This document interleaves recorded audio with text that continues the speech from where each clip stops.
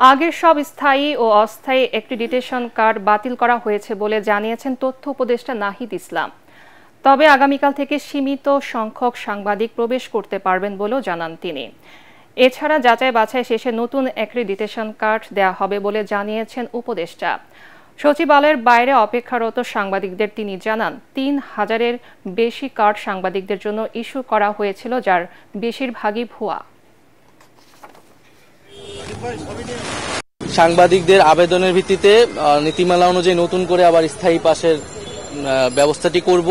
এই ৩,০০০+ কিন্তু সবাই সাংবাদিক নন এবং নাম সর্বস্ব বিভিন্ন পত্রিকার নাম ব্যবহার করে অ্যাক্রিডিটেশন কার্ড দিয়ে একটা এখানে সচিবালয়ে প্রবেশের ব্যবস্থা করা হয়েছে। ফলে সেটি আমাদের পুনর্মূল্যায়ন এবং পরীক্ষা নিরীক্ষার প্রয়োজন। তো সেজন্য আমাদের কিছুটা সময় লাগবে।